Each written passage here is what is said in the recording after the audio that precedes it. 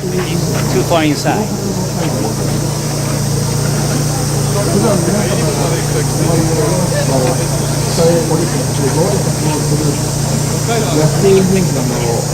iPhone right now. And my name is Yujiro Taniyama. Thank you for visiting the Yasukuni today. Which country are you from, sir? From the United States. From America. Yeah. And what's your name, sir? Sweeney. Mr. Sweeney. Yes. Thank you for visiting the Yasukuni. Thank you. And is this the first time you visited the Yasukuni? Once before I did. About how many years ago? Maybe 5. 5 years ago. Yeah. And what is your objective for visiting the Yasukuni? War dead, like to the United States.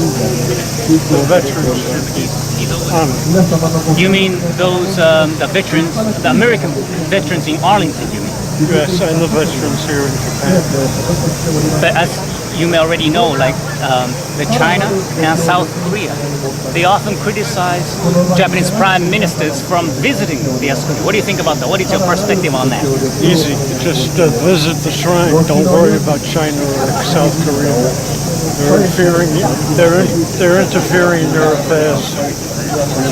Well, I guess my perspective, sir. It is none of their business. Exactly. That it is a sovereign right for any individual on this planet to be given the right to commemorate those heroes who fought and died for the country. I do agree. Couldn't agree more.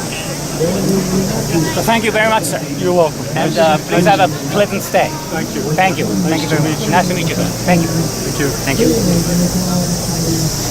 I'm very happy that he truly understands the natural emotion of a human being to mourn those who fought and died for their beloved nation.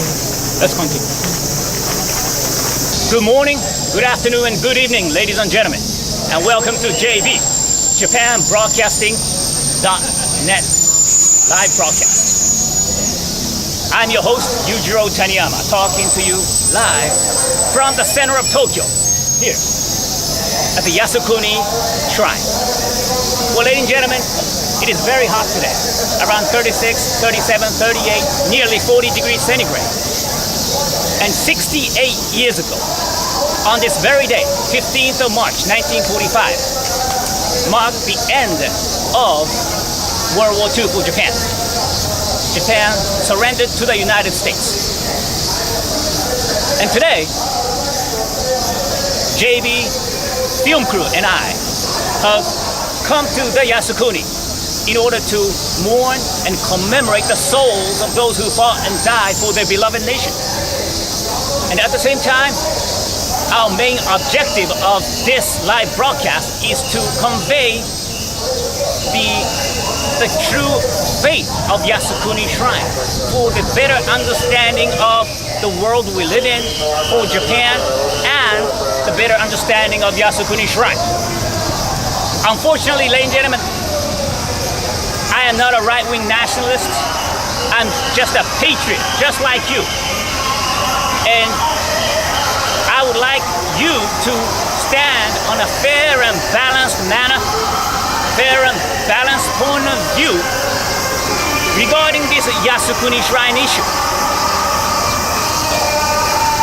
And furthermore, ladies and gentlemen, today also marks the launch of JB's brand new talk show, the 73 Minutes. So from now on, for the next 73 minutes, we will deliver you a live broadcast here from Yasukuni Shrine using our iPhone 5.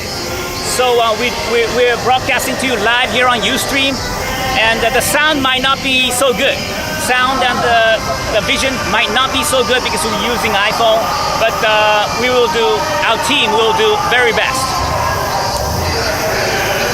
Now, ladies and gentlemen, to make one thing crystal clear, Yasukuni Shrine is not a place to glorify Japan's wartime past. That is something very clear. Japan's aim is not to whitewash or glorify our past. That is ridiculous, ladies and gentlemen. But instead, as I have already mentioned, ladies and gentlemen, Yasukuni Shrine is a place to mourn and commemorate those who fought and died for their beloved nation. The Japanese soldiers back 68 years ago fought for their family, for their mother, for their father, for their grandpa, for their grandma.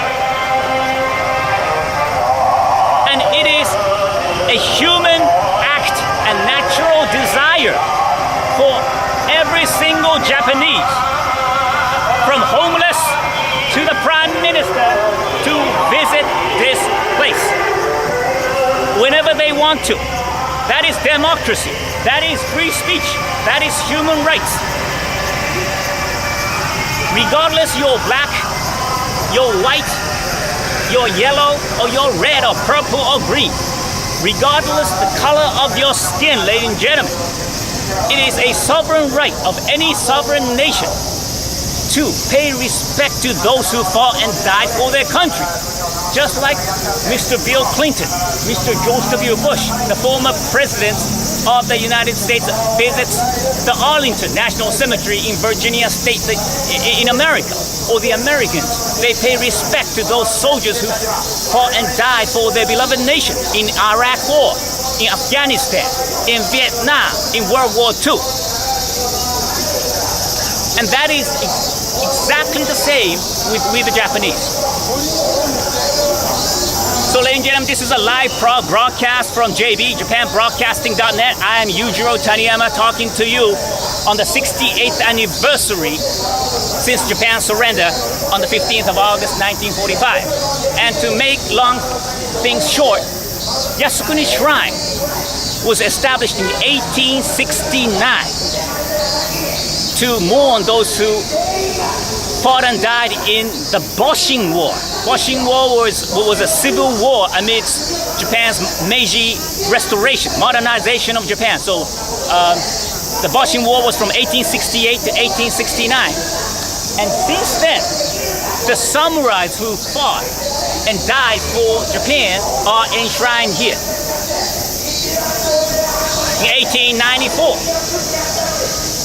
Sino-Japanese War, 1904 to 1905, Russo-Japanese War, and of course, World War II.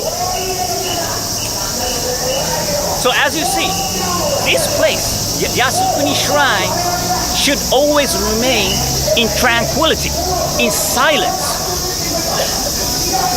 Because this is a place to mourn the war dead, and it is simply not a place to bring it up for political purposes. Just like the two countries in Asia. That's right, ladies and gentlemen. Some of you may already know that out of the 20 countries in Asia, it is only China and South Korea that somehow are abnormally obsessed with this Yasukuni Shrine issue and criticize the Japanese Prime Minister visiting here, even after 7 decades after the war. And that is simply ridiculous, and it is a violation. It is a violation or intervention of internal affairs, ladies and gentlemen. And do you know why the Chinese and the South Koreans bring up this Yasukuni issue every now and then? The answer is simple. They simply use the historical issue or the Yasukuni issue just to bully Japan to meet their domestic ends, which means Yasukuni Shrine is a stick or an Indiana Jones whip, Harrison Ford, to bully Japan to gain political advantage. And that is simply ridiculous, and it is a violation of human rights. Not a single citizen of this planet, no matter whether you're black or yellow, white or red or purple, should be deprived of its right to thank, mourn, and commemorate the souls of those who fought for their beloved nation. So let me make one thing crystal clear, ladies and gentlemen. It is none of China's business. It is none of South Korea's business to criticize the Japanese from visiting the Yasukuni Shrine.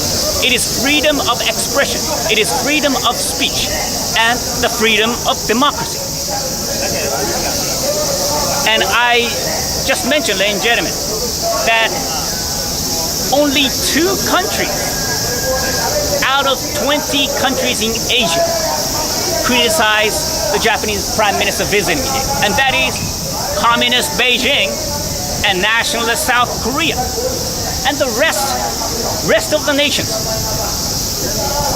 They have never criticized Japanese Prime Minister Abe from visiting here. Have you ever heard the great Singaporean leader, Mr. Lee Kuan Yew, and his mighty son, now in charge, Mr. Lee Hsien Loong? Have you ever heard them criticize or condemn or rebuke Japanese Prime Minister Abe visiting the Yasukuni Shrine? Never. Have you ever heard the Philippines' great former President Corazon Aquino and her son, the incumbent, Noino Aquino, criticize or condemn Mr. Prime Minister Abe for visiting the Yasukuni Shrine? Never. Have you ever heard the great Burmese leader or the leader of freedom, leader of Myanmar, of democracy, Miss Aung San Suu Kyi? Have you ever heard that Nobel Prize laureate condemn Japanese leaders for visiting the Yasukuni Shrine? Never. Because Aung San Suu Kyi simply knows that her father, General Aung San, fought with the Japanese during World War II. In March 1943, Aung San Suu Kyi's father, General Aung San, had visited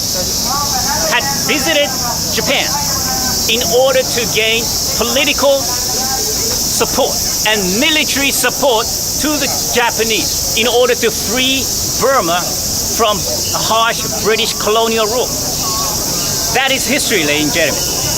And although Japan was defeated, Aung San Suu Kyi's father and the Japanese Imperial Army fought together in World War II. So, as I've just told you, only 2 nations out of 20 nations in Asia, it is only the 2 nations that criticize Japanese Prime Minister visiting here. And it is simply ridiculous and uncivilized act. I would like to introduce you a quote from a prominent professor of the Georgetown University in America, Professor Kevin Doak. Kevin Doak has mentioned, Professor Kevin Doak, he has mentioned that how can the Chinese leaders and those who argue that the so-called war criminals should be removed from Yasukuni be so arrogant as to believe they themselves are perfect human beings? Absolutely. Let me repeat this one more time. A prominent American professor, Professor Kevin Doak of Georgetown University, mentioned this. He asserted as follows, quote, "How can the Chinese leaders and those who argue that the so-called Class A war criminals should be removed from Yasukuni be so arrogant as to believe they themselves are perfect human beings?" Now, ladies and gentlemen, I'm truly with him. Because whenever China brings up this Yasukuni issue or historical issue about Japanese invasion of China in World War II, they simply ignore, or at least pretend to ignore, the fact about their own invasion to Tibet. The communist China started invading Tibet from 1950 until this very day, and it has been reported that over 1.2 Tibetans have been slaughtered and massacred by the Chinese genocide even this very day. And His Holiness the Dalai Lama, the 14th, he has been exiled. He had to flee in exile to Dharamshala, northern India. And what I want to stress here is that, have you ever heard His Holiness the Dalai Lama the 14th criticized the Chinese communist leaders for visiting the Babaoshan National War Cemetery in Beijing, just next to the Tiananmen Square? Never. Dalai Lama has never rebuked the Communist Chinese Party for their leaders visiting their National War Babaoshan National War Cemetery in Beijing. Because Dalai Lama knows he's a modern civilized man who understands that commemorating the war dead is a sovereign, it's a natural emotion and a natural desire for any human being on this planet.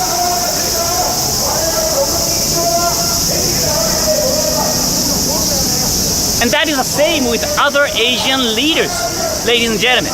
That is why it is only China and South Korea who uses the historical issue and Yasukuni to gain political advantage when this place should remain silent in tranquility.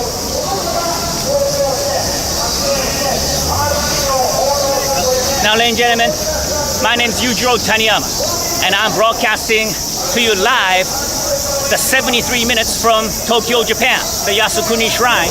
It is very hot today, nearly 40 degrees centigrade, and we're broadcasting this live via iPhone 5 on Ustream. So if you're watching this, ladies and gentlemen, around the world, first, please visit the Yasukuni when you hop onto Ryanair or Air Asia. Because Yasukuni Shrine is simply not a place to glorify Japan's wartime past. That is ridiculous. And seeing is believing. If you visit here once, you will understand what I mean. The Professor Kevin Doak of the Georgetown University, he's also mentioned as follows. The Arlington National Cemetery in America. Although the Arlington buries the so-called Confederate soldiers, it does not mean that the Arlington Cemetery endorses slavery.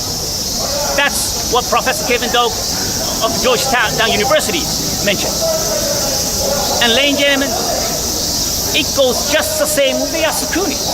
Just because the former leaders of Japanese Imperial Army are enshrined here, it does not mean that the Yasukuni endorses military. That is nothing but an ignorant myth and a one-sided, narrow-minded view of history based on self-righteousness. All I'm asking for is an impartial view, impartial democratic process to understand the world better and the Yasukuni better. That is why Professor Kevin Doak of Georgetown University, he's repeatedly mentioned that the Japanese Prime Minister have the right to visit the Yasukuni whenever they want to, from Junichiro Koizumi to Shinzo Abe. It is a sovereign right for any civilized man on this planet to visit and mourn the war dead. That is what the prominent professor of Georgetown University, Professor Kevin Doak, has been repeatedly said. But unfortunately today, 15th of March 2013, the incumbent professor, Prime Minister Shinzo Abe, has not visited the Yasukuni, and I guess he will not visit the Yasukuni today. So instead, Team JB Film Crew and I have come here to mourn the war dead. It does not have to be today. It can be anytime. Deep down the end, there's a statue of one bright Indian man. His name is Radhabinod Pal. Radhabinod Pal was a professor of Calcutta University, and he was the first Indian to be chosen as the chairman of the International Law Society. That's over half a century ago. First Indian people are smart by nature, and to be chosen as the first Indian to become the chairman of the International Law Society, that means that Davenport Powell was super bright and super intellectual. And that is why, ladies and gentlemen, when Japan lost the war in 1945, the Indian government dispatched Davenport Powell to Tokyo for the Tokyo trial from 1946 to 1948. And he was one of the 12 judges in the Tokyo trial. And Davenport Powell, he came out with a conclusion. He declared all the defendants not guilty. That's right, I repeat. The so-called Class A war criminals today, Davenport Judge Powell said they are not guilty. They were acquitted. Do you know why Davenport Powell came out with such a statement? It is because Davenport Powell, after thorough investigation, he came up with a conclusion that the so-called war criminals were tried under the ex post facto law, which means a law which did not exist when Japan lost the war. That's right, the so-called crime against peace and crime against humanity, it was invented after the war in order to prosecute, or if I may use a more lighter term, revenge against the Japanese Imperial Army leaders. That is what the assertion that was made by Davenport Powell, the Calcutta University professor and the Tokyo trial judge, 68, 69, 70 years ago. And now, I'm not here to argue about the Class A war criminals issue, but I would like to just let you know that following the Tokyo trial, Davenport Powell, he was elected as a chairman of the United Nations International Law Society, where he served from 1953 to 1966. So from there, I guess we can understand that Mr. Powell was not an erratic man. He was a respected, humble man. So please be notified. Please Google Davenport Powell, P-A-H-L. Please view history from both sides. Now, ladies and gentlemen, I'd like to, you see many people going into the Yasukuni Shrine. Over 5 million people visit here every year, annually. So, ladies and gentlemen, let me introduce you inside the Yasukuni Shrine. Let's go.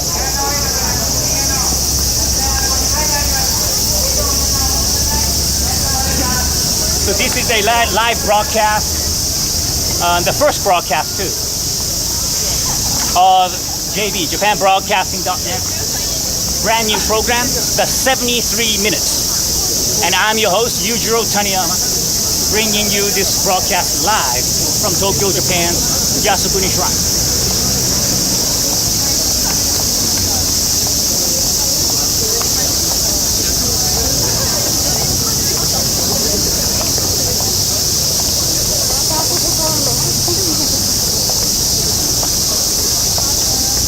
Look,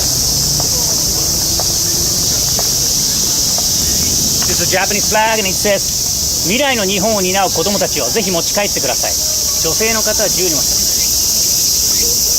祝日に国旗を掲げるよう習慣を復活させよう。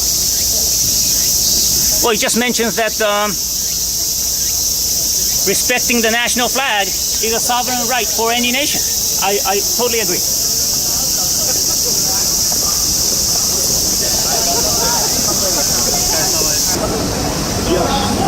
As you see right here, it says bronze statue of Vice Minister of War Omura Masujiro. He was completed in 1893. And as you see right here, Omura Masujiro, he was like the mastermind of the modern Japanese army during the Meiji Restoration. And he was born in 1824. And he did play a main role in establishing the Japanese army after the samurais chopped off their hair. It's 11:25 a.m. here in Tokyo, Japan right now, 15th of March 2013. Today marks the 60th anniversary since Japan's surrender of World War II.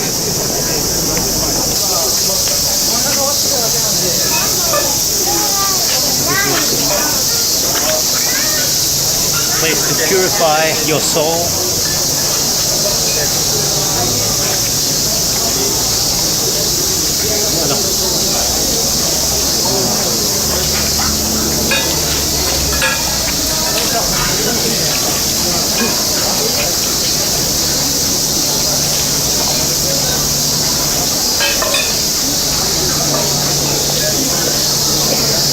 Now, this is the Honden, the main stage.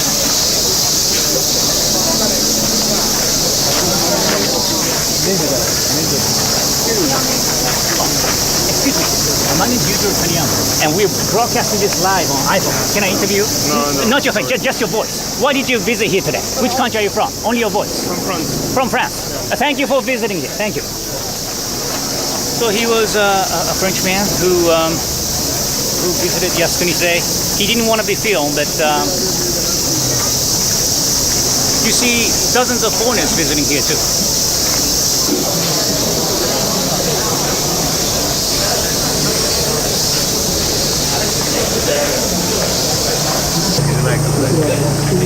Too far inside.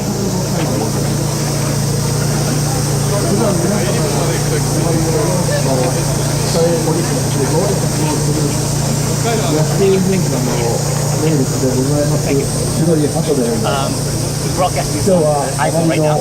And my name is Yasukuni. Thank you for visiting the Yasukuni today. Which country are you from, sir? From the United States. From America. Yeah. And what's your name, sir? Mr. Sweeney. Yes. Thank you for visiting the Yasukuni. Thank you. And is this the first time you visited the Yasukuni?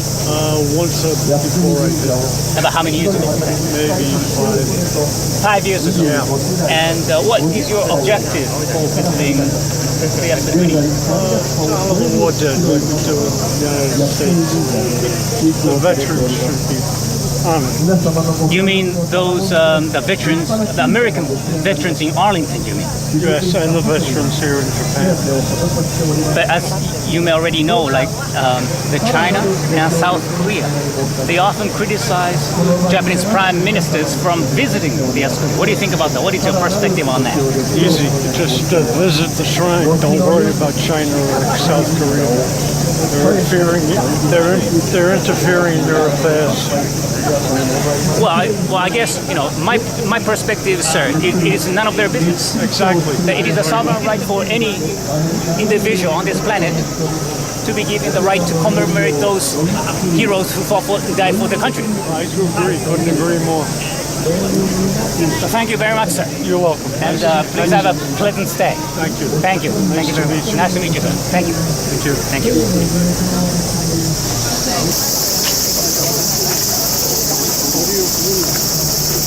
So as you see, this is a Honda place you pray.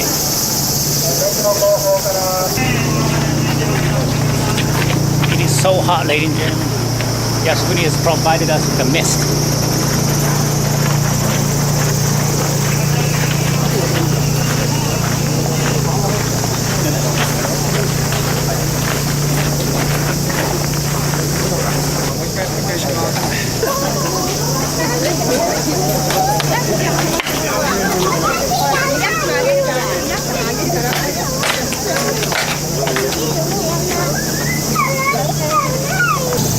So this is the Yasukuni Museum. You see, I think that's the Zero fighter that fought during World War II. The famous Zero fighter. And that is the statue of a kamikaze pilot.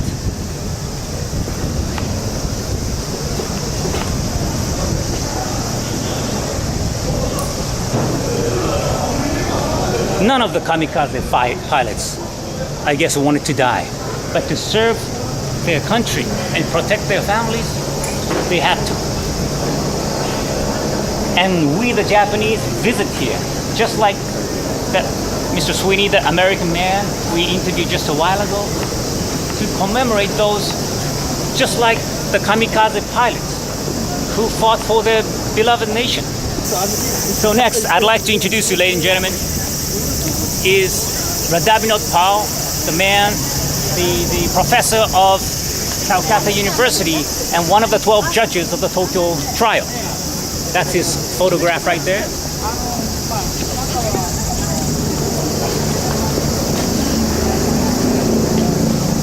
So this is Mr. Radhabinot Pal, who declared that all the defendants are not guilty. The so-called Class A war criminals. And every single defendant was acquitted by Judge Pal, who later was elected as the chairman of the United Nations International Law Society, where he served from 1953 to 1966. So this man, Radhabinot Pal from Calcutta, also a professor of Calcutta University, it says right here, let me read it out for you. When time shall have softened passion and prejudice, when reason shall have stripped the mask from his interpretation, then justice, holding evenly her scales, will require much of past censure and praise to change places. Radhabinot Pal, 1886 to 1967. So, I respect this man, and I believe that what he's trying to convey is to see the basic aspects of history in a fair and balanced manner. This is a statue of a mother.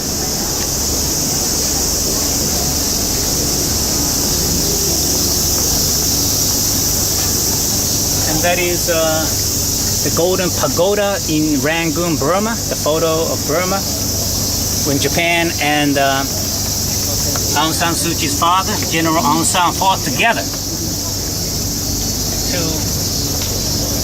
and fought the British colonizers in Asia. So, ladies and gentlemen, the Emperor of Japan is currently at the Nihon Budokan, just right next door, at this Japanese martial arts theater. And in 1 minute, there's going to be 1 minute silence here at Yasukuni Shrine on the 15th of March 2013.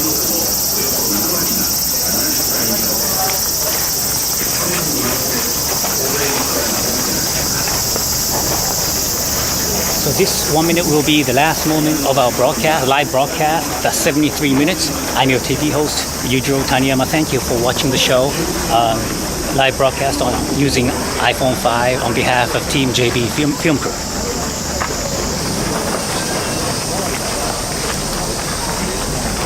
And please visit the Yasukuni. Seeing is believing. Please see it with your own eyes.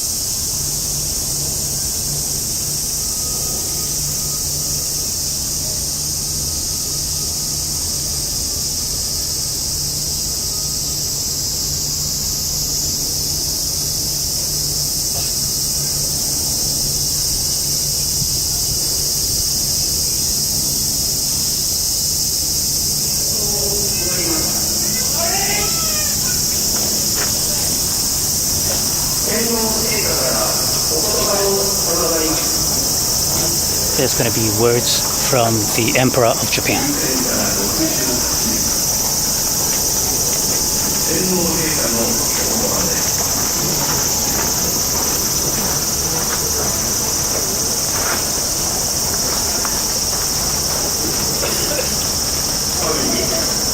戦没者を追悼し、平和を記念する日にあたり、全国戦没者追悼式に臨み、先の大戦においてかけがえのない命を失った数多くの人々とその遺族を思い、深い悲しみを新たにいたします。はい。先の方から、攻めの方から、はい、いつも。でも、あれは数学で入るんですかね。病原の絶え間ない努力により、今日の我が国の平和と繁栄が作り上げられましたが、苦難に満ちた往時を忍ぶとき、考えは今なお尽きることがありません。ここに歴史を顧み、戦争の惨禍が再び繰り返されないことを切に願い、全国民とともに戦地に散り、戦火に倒れた人々に対し、心から追悼の意を表し、世界の平和と我が国の一層の発展を祈ります。